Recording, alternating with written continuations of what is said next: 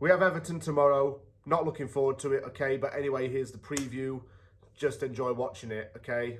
Might as well do it.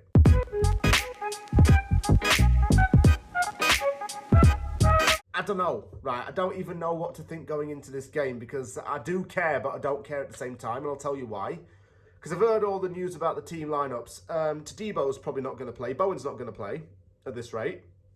Kudus and Alvarez are suspended. Füllkrug's still not back. Well, I knew he wouldn't be back because he's got a severe lower body injury. One that takes quite a bit of time to recover from. So I don't know exactly what we're going to do with the team. And we have to beat Everton for a few reasons because it's already feeling like a relegation six-pointer. They're 16th in the league, and if they win, they would go above us. And also, it's for Lopetegui's job security. There's been a lot of discussion in the media that if West Ham loses this game, Lopetegui will be gone. Yet, TalkSport and Jim White are saying that if the result does end badly for West Ham, Lopetegui will still stay on. So who do you believe in all of this? Who do you actually believe, and who is right and wrong? I think that Bowen and Tadebo are going to face late fitness tests, but that doesn't give me a lot of hope as well, because they fail it, they're not playing. I haven't seen Bowen in any of the training pictures lately. Yeah. Woohoo. Can't wait for this game. Let me talk about Everton's season.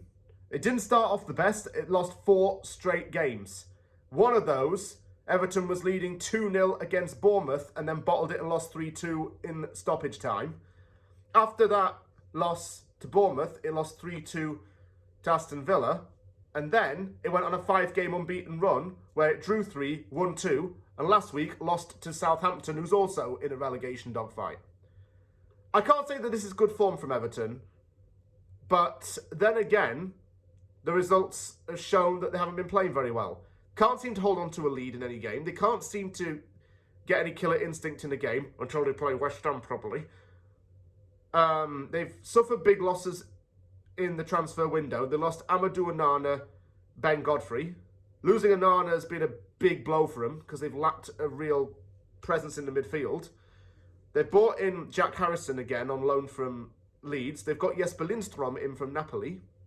They got Amanda Brozier in on loan, and he's injured. Shock. They got Mangala in, who used to play for Nottingham Forest. They signed Jacob Bryan from Lyon,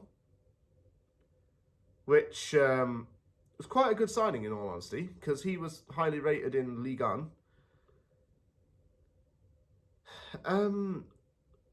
I'm looking at their team, and honestly, the one issue in this with them is they're taking the lead in games, getting comfortable, and then they're not sticking to it.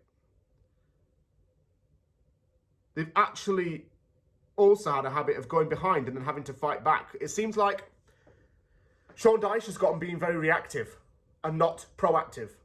And West Ham's been there before. Dyche is a good manager. I cannot lie to you. But his football sometimes is a little bit frustrating. Some fans are going to complain that it's too, well, Brexit. It's too old school. But he was a manager that gained a reputation at Burnley for being very good because of how he was able to do the fundamentals fantastically well. And it hasn't really, I suppose, rubbed off on Everton. It's the last season they have at Goodison Park before they move to the new stadium as well. So they got to make this last season memorable. And one of those things they could do is avoid relegation. I think that would be a priority. In terms of players to look out for, Dwight McNeil has 4 goals and 12 appearances this season so far. Michael Keane's got 2 goals already, and he's not exactly a favourite player. Dominic Calvert-Lewin went several months and even possibly a year without scoring a goal, and then decided to get himself on the score sheet a couple of weeks ago. Bet your life savings he scores against us. You know?